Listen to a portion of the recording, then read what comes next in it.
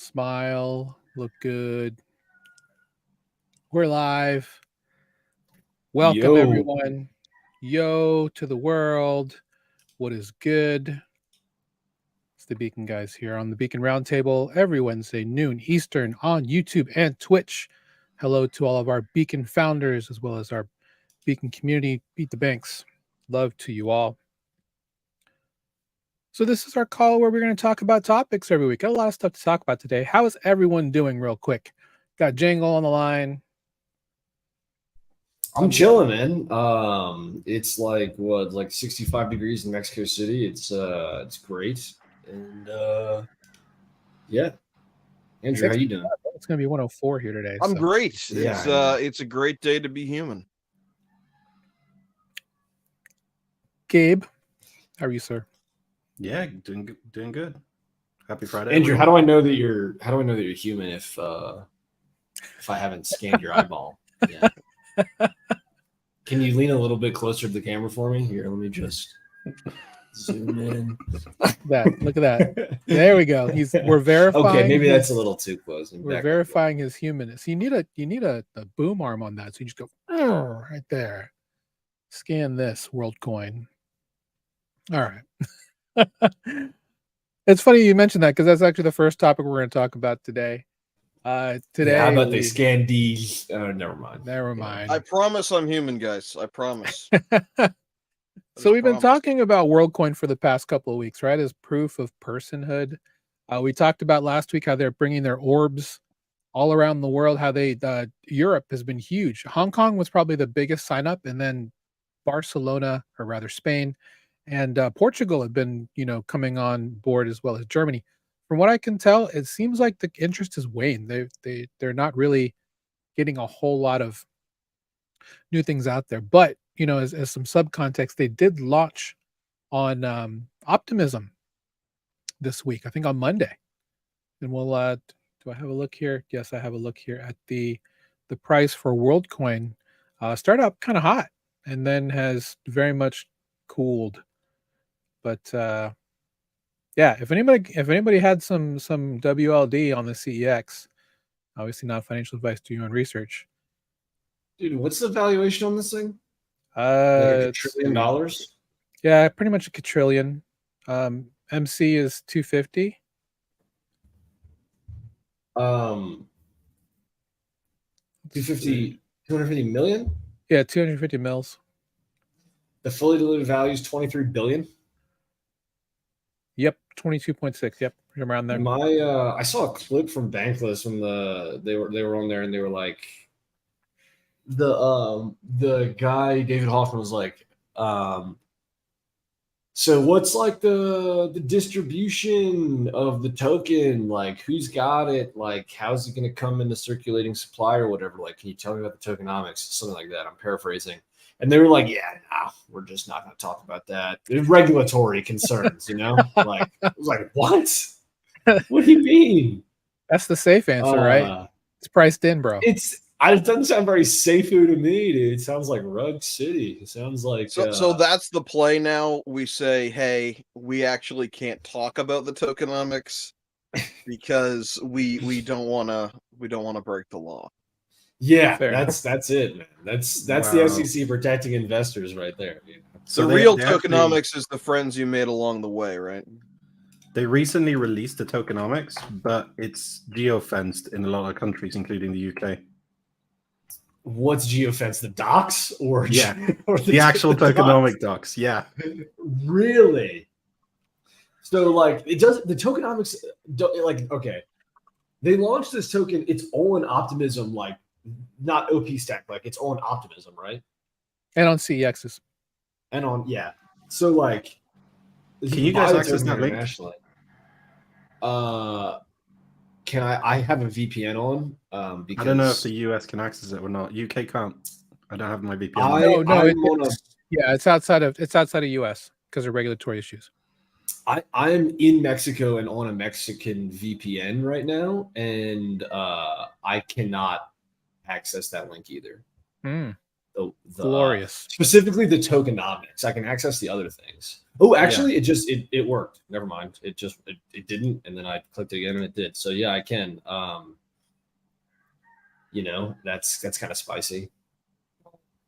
Yeah, I've they never heard of mentioned that that before. Geofencing tokenomics. Not geofencing the token, but specifically the information and disclosures around the supply. Like, I don't know who their legal team is or whatever, but like that's the most shady shit I've ever heard. The SEC is like in favor of disclosing as much information as possible, right? At least for most things. It's like that's their whole thing, is they want to make sure that you're disclosing stuff like this, like insider allocations and that sort of thing. Is the stuff they like to see. Right? What does it look like? Just I guess you guys really can't read it. I mean, if I'm in the US, they should like at least allow me to scan the docs and then promise that I deleted them, right? I don't know. I could like share it right now. Is that a crime? No, it's not. I mean, obviously they don't make laws. It's just their policy not to share it to people around the world. I don't know. They have the distribution of orb verified individuals is heavy in Africa and Asia, about 32% in each, 20% in Latin America, 17% in Europe. So like not a lot of red, white, and blue irises, I suppose, on there. 75% to the WorldCoin community, 13.5% to investors, 10% to the team. I don't know how they define WorldCoin community. They say most of these will be allocated to users, some of them for funding network operations. And so, it's not super clear. So there's massive inflation for the first 3 years, and then it starts to taper off a bit. But it's still, right now, I think it launched with looks like somewhere between $500 million and $1 billion supply. By year one, it'll be $1.5 billion. By year two, it'll be somewhere around $4 billion. By in between year 2 and 3 is when the inflation really goes bananas. It'll be above $6 billion, and then it'll approach $10 billion over the next few years. But yeah, they got grants. Click the link and spoof your geolocation and check it out. Honestly, though, a $23 billion valuation, geez, seems they are backed. That's a good way to put it. They are well backed. Well, the point of us talking about it today is Vitalik, co-founder of Ethereum, had a blog response to this about what he thinks about the biometric proof of personhood, which is what WorldCoin is doing. Basically, they do have some decent tech behind this. Obviously, they have their orbs, their iris scanning orbs.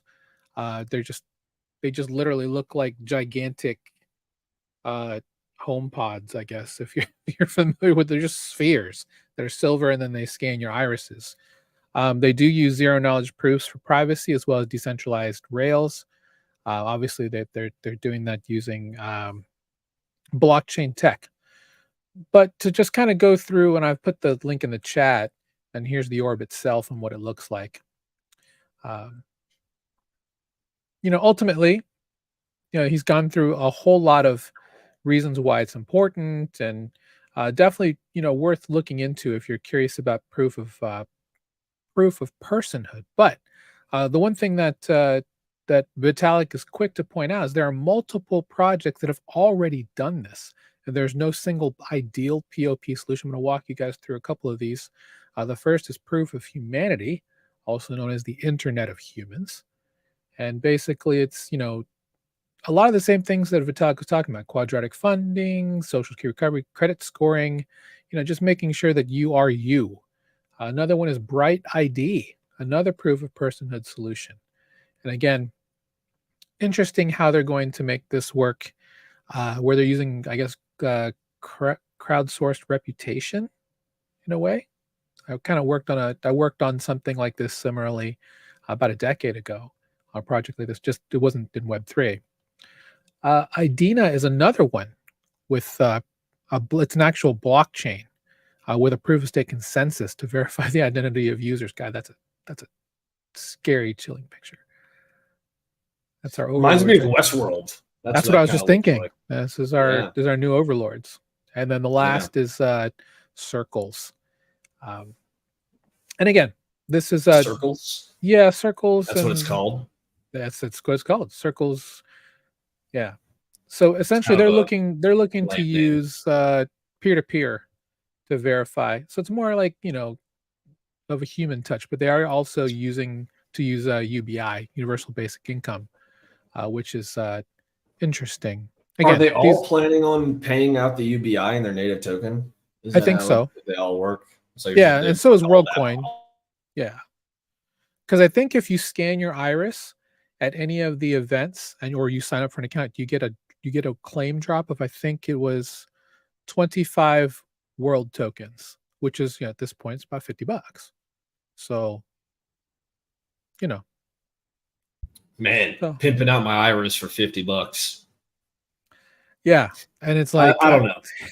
That's a mid-curve take, I think, but yeah, and in a way, unfortunately, it's a bit of a centralized idea, but it's a very focused idea. So I guess the question is from each of you, especially with because obviously the AI FUD is coming forth. Is like we're all going to be replaced by AI versions of ourselves acting as us. So this is our true way to prove that we are who we are. I don't know. I'll start with you, Andrew. What do you think? Lots of projects, obviously. Is it a packed crowd? Is one going to one ring to rule them all type of deal?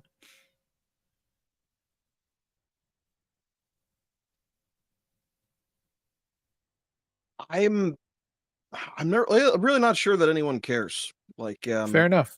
Like I think it's interesting.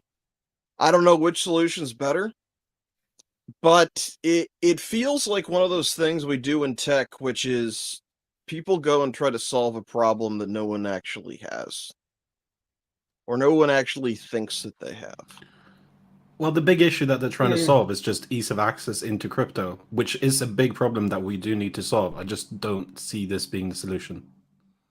I mean, I don't think that's all the problems. I mean, Vitalik in the post lists out a few, so airdrops and protecting in general against Sybil attacks. But airdrops is obviously like a huge thing. If you're looking out 5 years in the future, 10 years in the future, there's going to be more sort of on-chain decentralized systems that want to distribute governance, that want to distribute power over their protocol, and they want to do it in a Sybil-resistant way. Scan your eyeballs. Get your wallet on WorldCoin. You only get one. It's controlled by and authenticated by your eyeball. Makes sense. It's gonna be very effective against Sybil attacks. So token or NFT sales that give more favorable terms to less wealthy users. That's interesting. DAO governance in general, right? Like right now, look at just MakerDAO, for example, right? Right now it's dominated by Rune. And like maybe like a handful of other whales, but it's really a very small amount of people that control governance. No shade against Maker, I think it's a really great project, but it's a very centralized governance model where right now on chain, pretty much DAOs have one token, one vote, which means that if you're wealthy or if you're an insider or whatever, you control the governance, right? But you could have in the future, if you had proof of personhood, you could theoretically have one person, one vote. Like we kind of do in Western democracies and stuff, where it's your social security number or your ID or whatever. Maybe not in some places, but that's the idea.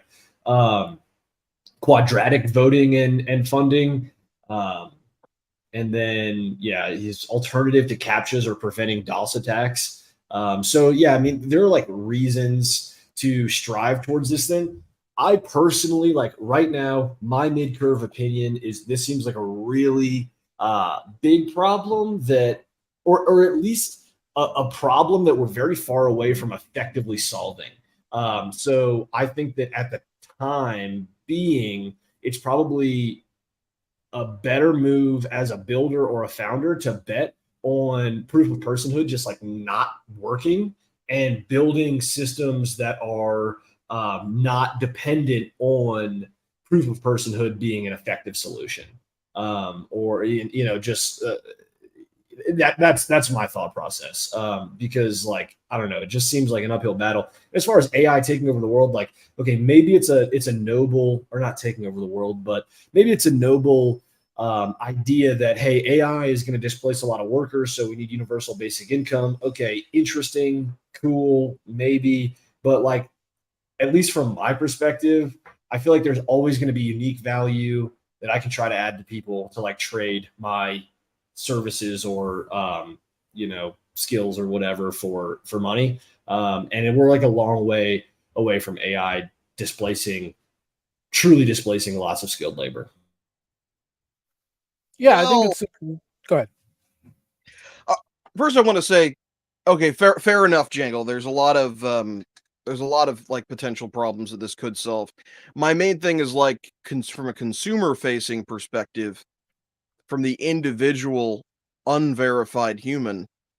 I don't think the majority of unverified humans are like, crap, I really need to like get my eyeball scanned so people know that I'm real.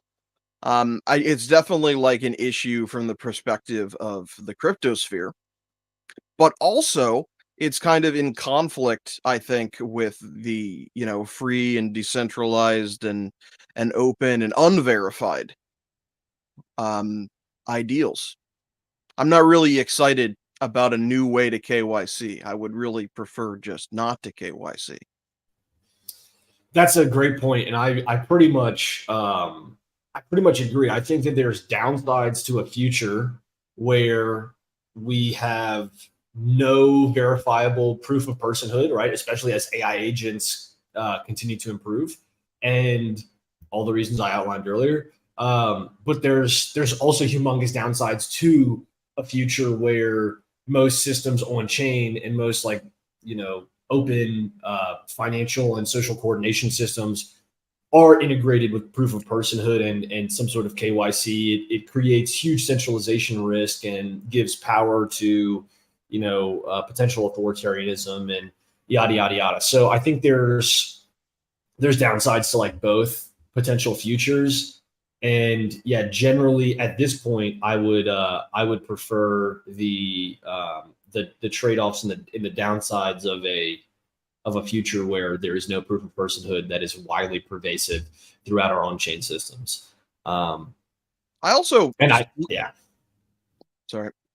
Just leaning into more of the AI situation, it just makes me think, like, what are the exact cases where we actually like care to verify the AIs against the humans? Like, if the AI is undetectable from humans, and then why do we care? Like, if it's past the Turing test and it's all good, like, we only care because of either governmental control, because we want to give humans a UBI, or because we are like concerned about just manipulation of public sentiment using AI agents. If it isn't one of those three problems, why should I care if Jangle here is an AI or a human if he's indistinguishable? Like, from my experience, it's Jangle, so he can be human or not. I mean, the first thing that comes to my mind is impersonation. And like, you don't know if it's actually me or an AI deepfake of me that's been trained on this live stream and many other clips and data of me that exists accessibly on the open internet. So unless you have something cryptographically verifiable, like if there's a clip of me saying something and I sign that with my private keys with DeFi Jangle.eth, like, that's me, right? So, but then how do you know that ENS wasn't claimed by an AI? Well, because I'm saying it's me before the age of like really pervasive Jangle AI deepfakes, right? But in the future, you need a way to identify individuality and ownership and proof of humanhood to prevent impersonation.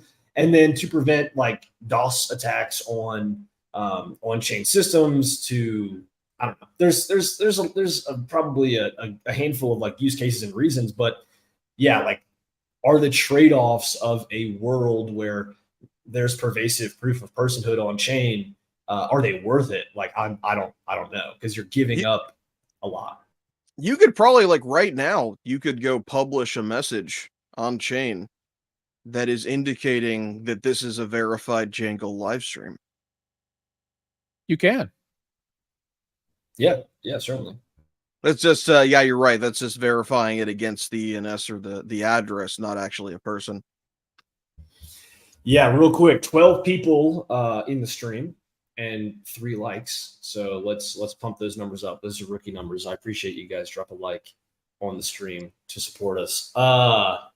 Yeah, Or even after the stream, if you watch this afterwards, please like the video, help the algorithm out, help us get some more eyeballs on the things we're talking about today. Yeah, juice that algo. Indeed. So just to kind of, put a bow on this, essentially, Vitalik's, main thing is that the community should continue working on developing more proof of personhood solutions, but because these are still the early times, and ultimately it's a great idea, but maybe it's just not the time or the environment where things like this matter. Ultimately we're still in a world where, just 18 months ago, we were all just, farming, staking liquidity pools. And now we're going into full on open world economy type stuff on the horizon. We're currently also not there because, if you think about it, we live in a plutocracy when it comes to DAO governance. It's all, who has the most money is going to have the most power and votes. And that could be done by multiple accounts. You could have 7 wallets, which each has 10,000 coins, which would have more voting power than the average person just putting in $100, just seeing if they like the protocol. So yeah, that's kind of the state that we're in. Once we move to a different time, I think, where these things will matter, then I'm hoping that we have a good framework to where you can have multiple versions of this, just like we have with credit cards or something. There's not just one credit card. There's multiple that you can use that are accepted around. So, hopefully it doesn't quite land on WorldCoin being the monopoly on proof of person, because that would just be terrible. I think if there's not a universal standard, then it kind of breaks down. And I feel like we've been criticizing talking about proof of personhood, but not specifically WorldCoin. I think Tyler had a decent point in chat earlier, like, how are you actually logistically going to scan everybody's eyeballs? Are people going to be willing to do that? That's one question of that approach. I don't know. Also, there's the whole idea that you're putting a lot of trust, and essentially, if you're going to say, okay, yeah, this is the solution we should go with, proof of personhood's a good thing, WorldCoin should do it, then you're putting a lot of trust into that specific team to decentralize over time. And historically, OpenAI started as a open source public good, a nonprofit, right? And then slowly over time, I don't know the exact storyline and timeline on how it happened, but became a private, closed source for-profit system that's extraordinarily centralized. So I don't know how much Sam Altman had to do with that. And I don't know how much influence Sam Altman has over WorldCoin. But if you're looking just at, fool me once, shame on you, fool me twice, shame on me, right? He doesn't have a really great track record of starting off with intentions of open source, public, decentralized technology, and then maintaining that promise over time. Like, he's not batting a great average for that. So for that reason, specifically WorldCoin, I'm a little shaky on as well. Yeah, not specifically on the WorldCoin team or project itself, but online identity, especially as it relates to crypto, is something that we need to solve in order for a lot of these financial services to be able to move on chain. So it definitely is a real issue, and it does need to be resolved before they can actually move into crypto. And a lot of the things that we're predicting is going to happen over the next 10 years. For that to happen, we need to solve identity in crypto. Even if DeFi is like a separate entity, or a separate beast. There's still going to be, like, for these financial services to exist on chain, they need to have some way to verify your identity. Otherwise, they won't be able to offer these services that they do in TradFi. I'm glad you mentioned that, because that's a nice little segue into our next topic, Gabe. And that is, why is my screen not sharing? Gnosis launches a Visa card that lets you spend self-custody crypto in Europe, soon US and Hong Kong. Now, we've been kind of looking at these for the past couple weeks, right? Fiat 24 was one that we talked about 2 weeks ago. The interesting part about this is that Gnosis is an alt L1 blockchain. It used to be called XDAI, for anybody who's ever used XDAI. It's now just called Gnosis, and they're fully integrated with Safe, meaning the multi-sig security company.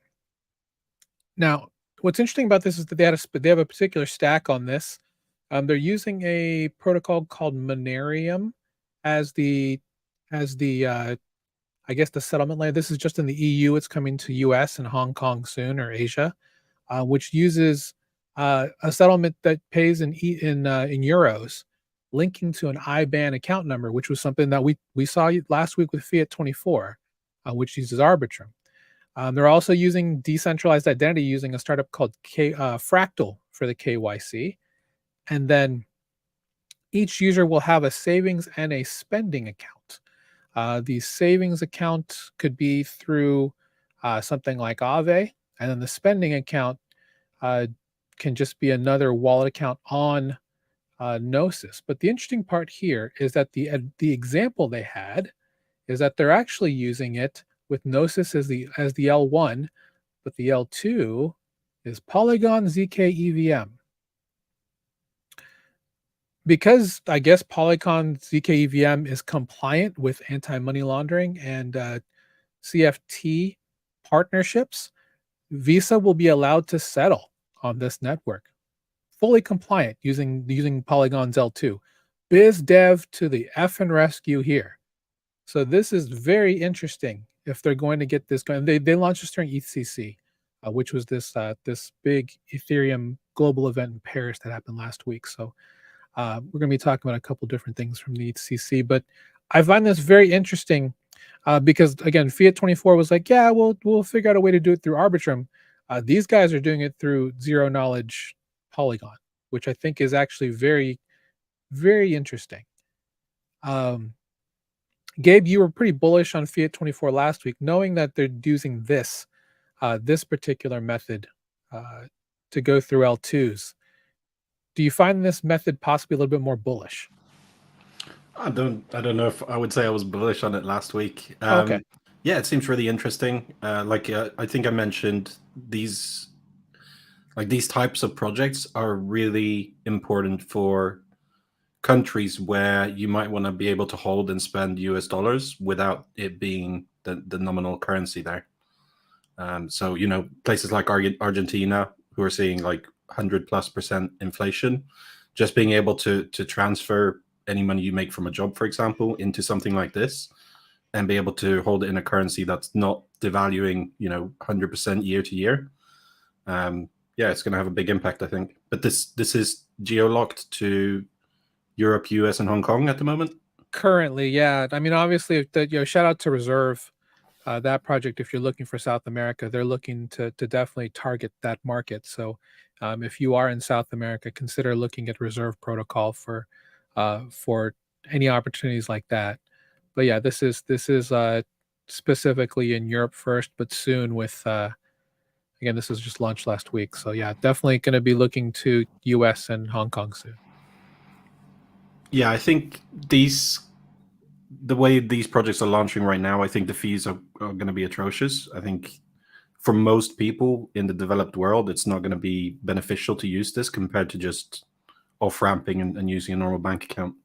So what do you mean the fees? What are the fees associated with this? Well, I'm assuming there would be fees to actually spend your crypto through a card like this. Like the payment processing fees? Exactly. It's already. I mean, if you're using Visa, you're paying a couple percent, and then like a flat was like 20 something cents on it. I forget how it works, but it's at least like 2%. That was my, so there's like so many different topics baked into this.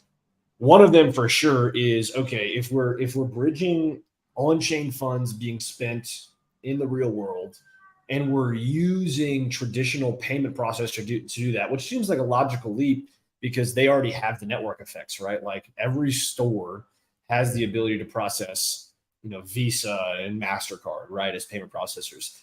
But part of the promise of crypto is disintermediating the payment processors, because the payment processors charge like absurd fees, like 2 to 3% on all of the global commerce is too high, right? So ideally, you could find a solution that disintermediates the payment processors or causes adequate competition so that they lower to 1% or less. I'd be interested to see what the fees are. But since this is on Gnosis Chain and Polygon ZK EVM, the fees on chain should be fairly low.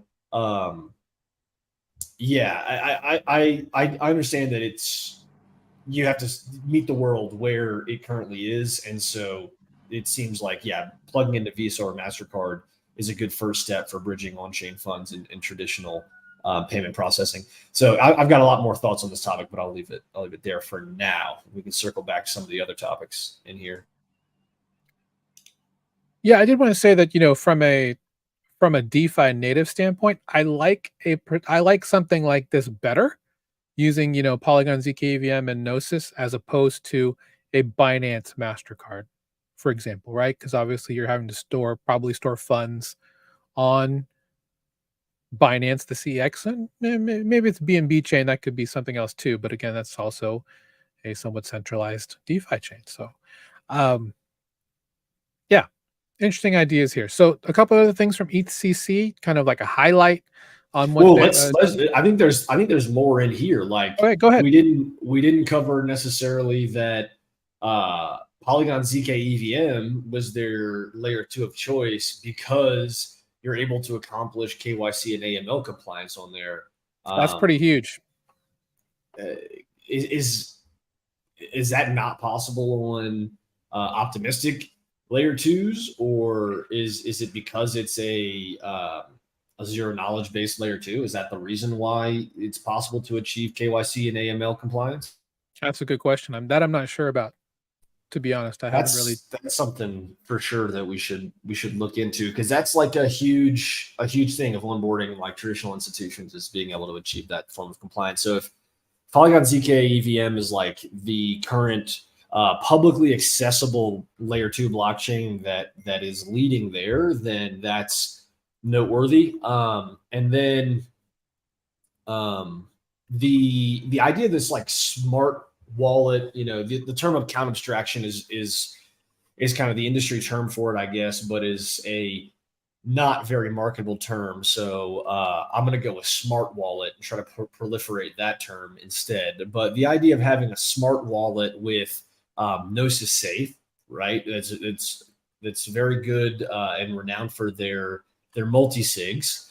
And then being able to have some sort of programmability in that wallet so that you can safely utilize it as a checking account or a savings account, or have two different ones, for both, have two different cards hooked up to the same wallet that have different rules around them, or however you'd program it. But like, I'm imagining, let's say you have a checking account, which is really just like a smart contract wallet, and you have a 2 of 3 multi-sig with 2 hardware wallets and a software wallet on your phone, and you have a card as well that has some sort of ability to spend, but you can only spend a certain amount on the card, or else it requires 2 out of 3 approval, or you can spend up to a certain amount, but it requires 1 of 3 approvals. So you can spend the money and then approve it on your hot wallet, right? Up to like $100 a day or something like that. But like, the possibilities are really endless with that sort of thing. And it enables like self-custody on chain, the ability to access different currencies on chain, like Ether or USDC or USDT or Euro stablecoins or whatever.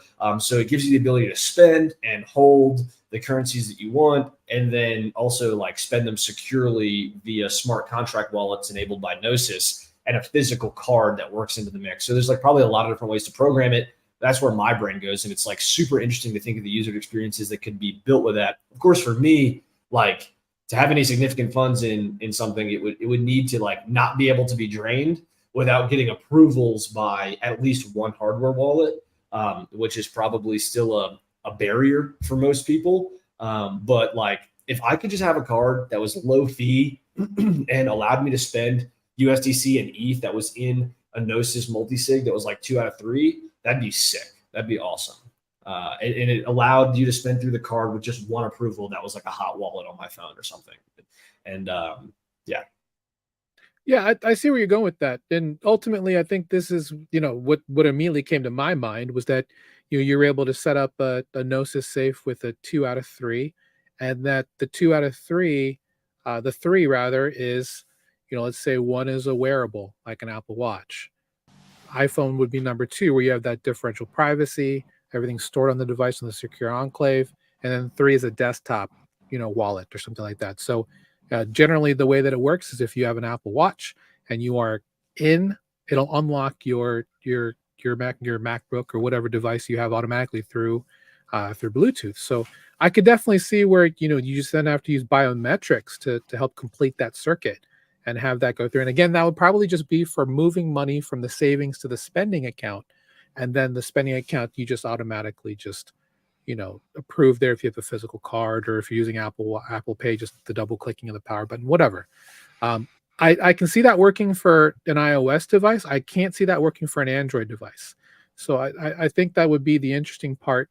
Ultimately, the world is still mostly Android. So trying to make that happen in that world would be something else. But I see where you're going there. I think that's definitely doable. And I think the next 6 to 12 months, I think we'll see some better solutions that maybe kind of tie that up nicely.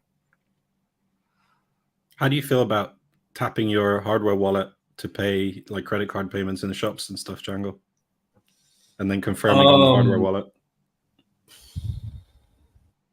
How do I feel about it? If I had like a separate hardware wallet specifically for payments, cool. But I just think that's too much of a barrier. So I don't think that's a solution that's gonna take the world by storm. I would rather see like smart programmable wallets where I'm literally just brainstorming on the spot here, but like it is a 2 of 3 multi-sig to spend any more than $100, and a 1 of 3 in order to spend up to $100, and that 1 of 3 could be your mobile wallet with the secure enclave on your phone, like a biometric face scanner or something like that.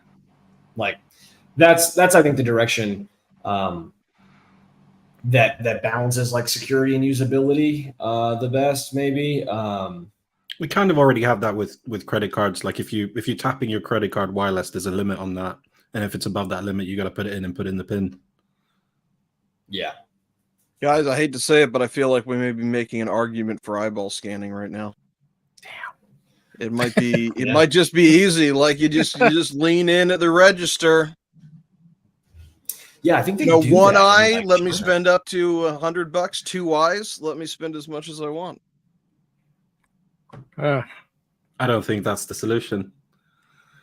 I don't know what it is. I don't think it's that. I mean, have you seen Minority Report? They get you as you're walking in the store. Yeah.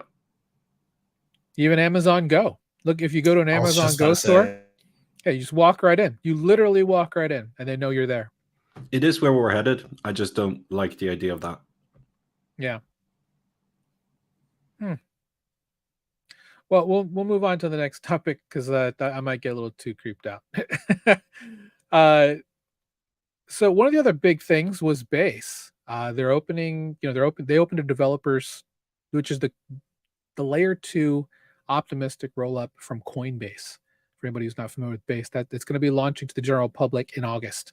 They opened up to developers on the 13th of July. Now, Jesse Pollock, the co-founder of Base, co-creator rather, took ETHCC as an opportunity to talk about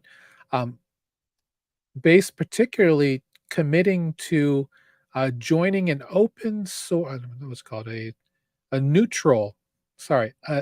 open neutrality framework from Optimism's Optimism Collective, and they're joining it as of next week. Ethereum is also part of that, as well as Optimism. And basically, their idea is they're committing to technical investment in decentralization, participation in the open neutrality framework, and then public funding public goods. Really interesting idea. They want to make what they're looking to do is to create the ultimate on-chain open economy. That's what they're looking to build. And they're looking to have tons of builders come on. They're going to have grants coming as well soon in August for any builders who want to build on Base. They're going to give you, I guess, some ETH, CB ETH or whatever to start building.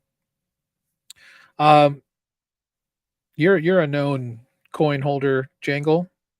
How do you feel about them committing to decentralization at this level? Yeah, pump my bags. Let's go. I'm super excited for Base. I'm optimistic that they'll be able to provide a good onboarding experience for Coinbase users on chain, and it's really awesome. They're building on the OP stack. WorldCoin also building on the OP stack, so OP's eaten. So Jangle, was that an intentional pun or an unintentional pun? Yeah, that was the wink that I tried to signify. Okay. Nice. Okay. I too am optimistic about Base. Yeah. Man, what else is there to say? OP stack absolutely eaten. Like I think it's being slept on bigly. It's one of the few altcoins I hold that I think has a chance of because it's one of the few altcoins I think has a decent chance of outperforming ETH in the short to medium term.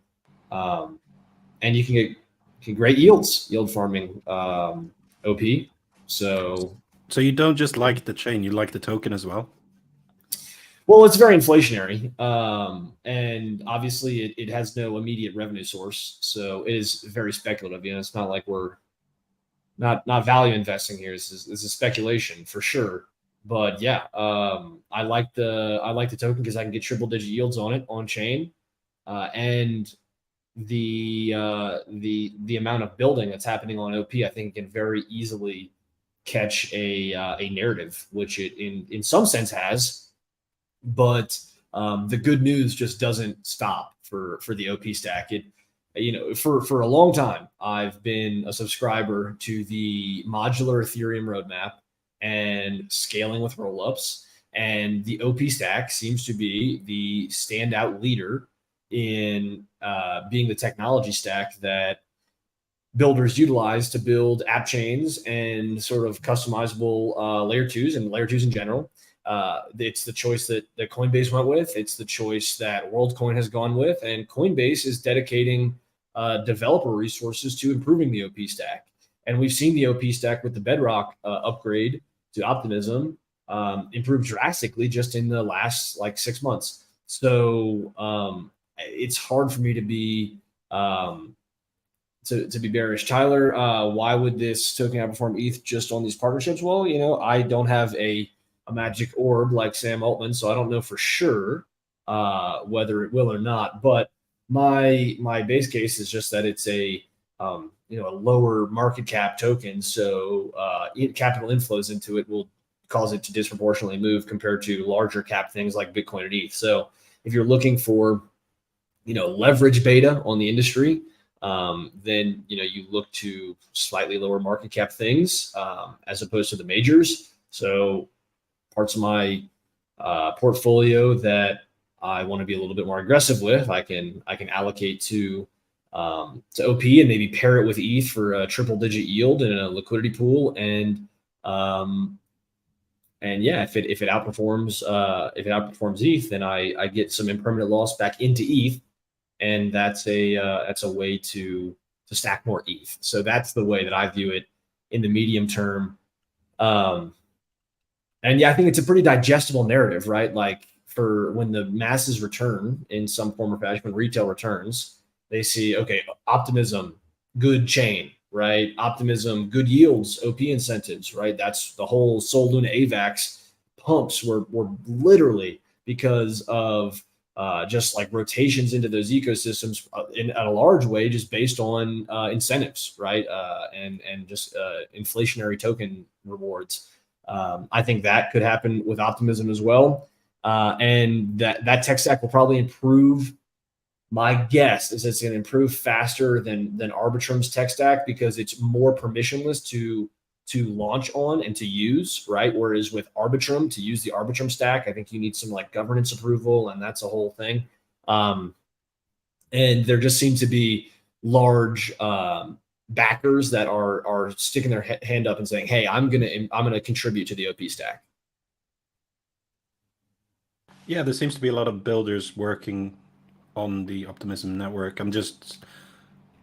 Yeah, the tokenomics is a little bit concerning. There's a lot of undistributed tokens still. And there's significant amounts going to, early investors. There's VC funds that are going to get paid out along the way. Core contributors as well. Same thing with AVAX, right? And then it pumped from $10 to 130 or whatever it did, because there was an incentive program that was giving out tons of AVAX, which caused people to bridge to that chain and pair their ETH or their USDC or their Tether with AVAX in liquidity pools, right? Which created a structural bid for the token. Same thing can happen to Optimism easily, right? You have some of that inflation go towards incentivized yields, which causes people to disproportionately buy the Optimism token by deploying in those liquidity pools with other assets, which causes like a bid for OP because of the inflation that outpaces the inflation. Like how many people deposit their ETH into an AVAX ETH liquidity pool because they saw triple digit yields because of AVAX incentives. So those incentives like actually in the short term pay for themselves. Obviously it all comes crashing down in the end. Exactly. So I mean, definitely it can happen as a temporary thing, but that's not real value. It will always come crashing down again in that kind of scenario. But that's because AVAX is an alt L1, and generally speaking, unless there's like some actual crazy stuff on the horizon, right? Like alt L1s are a zero sum game because like in the end, in my opinion, like the modular Ethereum roadmap is going to be the highest likelihood of actually like capturing the usage, capturing the value, capturing the institution. So like if it's on the OP stack, and granted, like OP doesn't have a revenue share type component, but it is used for the like retroactive public goods funding and everything like that. So it does have like valuable governance power. Does that translate directly into price? I don't know.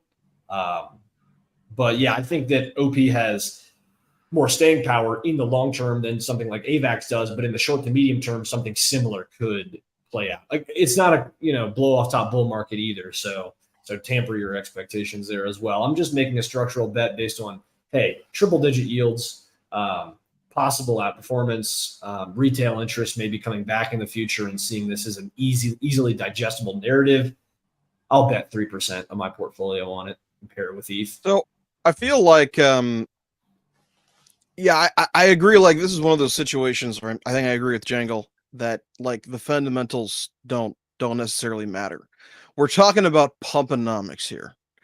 And when we're talking about pumponomics, we have to think about, if retail interest increases, where does the money go? It's not going to go to the boomer coins. It's not going to go to ETH. Like that's not exciting. People don't see, the uneducated person that is looking for asymmetric upside is not going to go to ETH. So we see like this essentially this business development machine building in OP while they're also sustaining some competition beating yields on blue chips in certain farming positions right now. I don't know like what the runway is of like when there would have to be increased retail interest for OP to like really fly and capture more inflows. But I think it's always worth thinking like if inflation returned really hot tomorrow and all risk assets went up, which crypto assets would benefit the most? Like month by month, if we're making a bet on things turning on in that way. Yeah, I mean, ultimately, the real question is whether whether funds going into the network and going into the OP token is going to outpace the token inflation and selling pressure, right? You also got to consider, like, by farming OP on Optimism, you can get triple-digit yields. Like, you can easily get over 100% high triple digit, right? I mean, right now, my position is probably for last week averaging like 150%, but sometimes higher, right? So, like, when you consider that the incentivized triple-digit yields, like, yeah, I think it can outpace inflation. And especially, like, I do think that, I don't know about the insider allocations or whatever, but there is a large sort of like ecosystem fund to be deployed. Same with Arbitrum, right?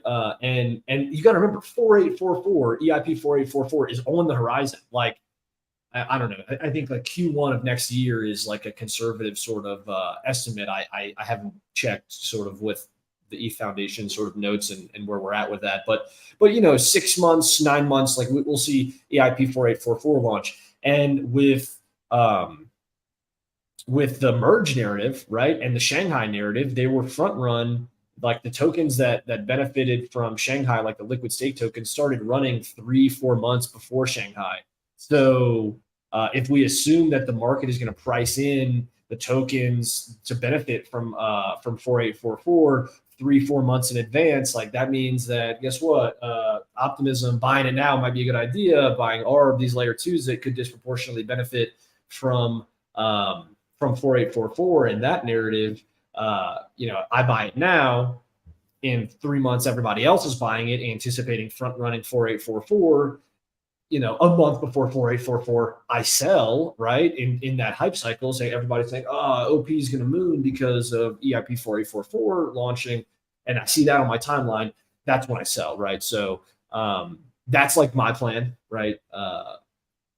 And as far as like long-term value and tokenomics and everything, like, yeah, just buy ETH. But, and that's the vast majority of my sort of strategy and plan is to like hold ETH and just benefit from the sound tokenomics and monetary policy and everything of ETH, the asset. But in terms of relative short to medium term outperformance, I think that OP has a good chance.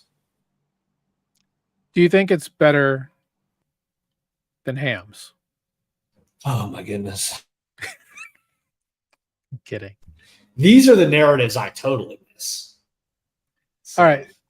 In the comments, if you got in on the hamster races, I just want to know why, outside of just look cool, seem fun. Honestly, it's interesting because these are the things, just like Pepe, that get people curious about crypto and DeFi and things like that. So no, this is the kind of thing that makes people call crypto a scam. Fair. But I think it's 50-50, it's right? It's a free market. You can bet on hamster races. I don't see anything wrong with that. Is that pretty much all that's happening? It's better than coin. It's better than coin flips. Seeing all these coin flip NFT games and stuff like that, I'm like, all right, this is or dice rolls or something like that. There's some serious chance with hamsters. It's just degen gambling and house taking a cut. I know. That is correct. I'm kidding. Hey, but what's the difference between that and perpetual protocols? Decentralized perps. Isn't that just gambling and the house taking a cut as well? Just seemingly with an aura of some sophistication that's really probably not all that real. Yeah, but isn't that banks as well? My concern here is whether or not they've solved the POH problem, the proof of hamster problem. Yeah, exactly. Where's Like, the how orbs do for the we know hamsters? that these are real hamsters? Like, are they real hamsters? Are they verified? Are they scanning some hamster eyeballs? Can we scan their cute little hands? Their little finger, their little paw prints. Andrew just lost it. my wife. Go ahead. I was gonna say my wife literally hilarious. lives. My wife thinks we live in a simulation. So this is definitely a glitch in the simulation, in my opinion. So yeah, I mean, this is how you know we're at peak bottom, right? What did you call it? I don't know. in the big Normally, I picture would Jangle? think proof of hamster would be like a top signal, but sorry, I don't Gabe, know go what Fair ahead. enough. What did I call it? I don't remember. What did I call what? Hamsters? Oh, long degeneracy. That's right. Long degeneracy. Oh yeah, that's Long degeneracy. I love it. All right. Where can I go to bet on hamster races? Asking for a friend. Hamster.gg, I believe, is the right. Yeah, hamsters.gg. If your friend wants to know how to get on it, and I think it's ETH based. But I mean, how could you go against a cute little hammy like that? Look It's at that. ETH based. It's ETH based. I believe On so. Ethereum. Oh my goodness. Oh boy, I Oh, bet man. Jangle's friend is really gonna like that. Mm-hmm. I just can't imagine the paying those gas fees to bet on hamsters. It seems like I mean, look at the size of that Stegosaurus, right? What could go wrong? dude, ETH is just the winner here. ETH is the index on all of this noise. Ultrasound money, right? Oh my gosh. Right now, their live stream, there's no hamster race even going on right now. The race starts in 41 minutes. And they still got more viewers than we do. Just absolutely demoralizing. But I guess, there's I guess maybe we just need to start racing some hamsters, I guess. Yeah, maybe we Hamster could just have a toddlers. hamster on next week, just like as a guest. Mm-hmm. Yeah. Just If cut I to go it. Just buy ask a them questions. hamster from the pet store, can I like return it afterwards? Is that a thing? That's return hamsters? harsh. There we go. They're- Gerbil racing. We need gerbil racing. Is there one called Lemming Winks? Llama racing. Yeah, llama racing. There we go. Yeah. All right. Yeah. We're getting towards the tail end here, so we'll cover a couple quick things. For anybody who's actually looking for today's Fed minutes, that comes around what, top of the hour, next hour? Is that right, Gabe? Yeah, I think it's an hour from now. Yeah, I think So so. Eastern. Mostly priced in, I think. That's kind of our general opinion, but possibly of a 25 basis point hike. It should be the last one of the year, but we'll see. what Extremely happens there. low, right? Extremely low possibility of a hike. Like I think the overwhelming consensus is they stay the same, right? Yeah, exactly. So I think that's what's going to happen. Oh, Chris, Also- yeah, there we go. Last week, of course, not last week, just the other day, Fed Now has been released. Any thoughts on this, guys, before we move forward?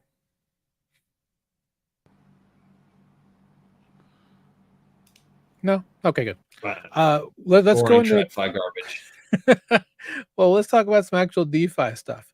The Arbitrum Odyssey 2.0. If you remember the original Arbitrum Odyssey, this happened last year before an airdrop, and they had to can it because of some network issues that called for an actual full network upgrade, and they never actually got back to the Odyssey. So if you're interested in the Odyssey, you can go to odyssey2.com. They do have a specific roadmap of protocols they're going to be featuring here. And the first one actually happens to be, and this is from Unstoppable. They're the main architect behind this, but they're going to start on the 31st of July with Sparta Dex, which is a gaming Dex with a game included. Is this a callback to DeFi Kingdoms? I don't know. Is that a hamster related game? Or... I don't think so. I don't know if there were their hamsters back in Sparta? Can't they just reskin the game, keep the same game, switch out the textures, hamster decks, and I would play that game. No lie, I would. Spartans are cool, but are they hamsters? are they No. hamsters? Are they Exactly. cute? Do they have scannable little hamster hands? Yeah, I mean, as you can see, that the protocols here are, some legit players, obviously in Arbitrum. So GMX after that, Swell, Pendle, Dopex, Alchemix, for some reason Factor DAO, and then Plutus, and then Vesta. Dude, Alchemix is on Arbitrum? I didn't even know. Apparently so. That's huge. I know that's huge. But again, this is all part of the Odyssey. Every week they're going to highlight a new thing. Obviously, it was meant to bring some shine to new protocols, and part of this quote unquote Arbitrum rush that never, well, obviously it happened, but they could have been much bigger had they not had that issue last year. So yeah, interesting to find out. Definitely check on this. I'm sure there will be some Galaxy or Zeely or some other quest things to get POAP NFTs, showing that you have completed the Odyssey, and maybe there's some pot of gold at the end of the rainbow for you if you make it all the way through. So, dude, maybe they're going to do a second layer token, a second Arbitrum airdrop. Run that back. I mean, I remember everybody buying the Odyssey NFTs. Yeah, I did to improve their Arbitrum airdrop experience. I didn't buy any, but I did use the Arbitrum network and do the Odyssey challenges and on quite a few wallets. So, yeah. Two quick things we'll run through. Then we'll head home. House Republicans introduced a bill last week with their regulatory clarity to crypto. It's called the 21st. I'm sorry, Financial Innovation and Technology for the 21st Century Act. Puts regulatory control on there with regards to what is, specific, what's a digital asset and what's not. Seems to be fine for crypto. However, there seems to be some issues with the language with regards to DeFi. So it's something to kind of look into. We'll talk about this more on another call, I'm sure, because this is not the first time we will hear about this, I'm sure, moving forward. You were listening to this live, weren't you, Jangle? I was listening to a Twitter space about it, yeah. Yeah. Seems good. I don't know if it passes, but if it does, it's good. That's the consensus, seemingly. Do you have thoughts, Andrew, on the viability of this bill? We have divided government. I don't think anything is passing unless there's extreme consensus. Fair enough. Last couple things. At ECC, Aave also talked about Lens Protocol version 2. That's coming out soon. They have a new thing called Actions. I think is what it's called.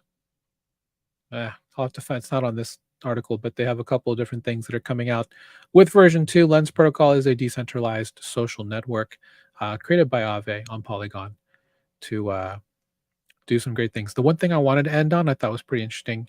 Binance is coming back into Japan because they purchased the Sakura Bitcoin CX or something like that.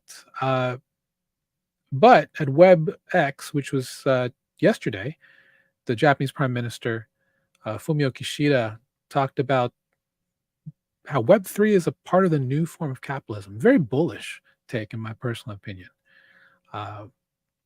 Very interesting. Very interesting. Thoughts, guys, before we wrap it up? I don't know if that's bullish Web3 or bearish capitalism, but I'm here for it. Well, it's kind of a mix, I think. I don't know. Gabe, you follow Japan's stuff here and there.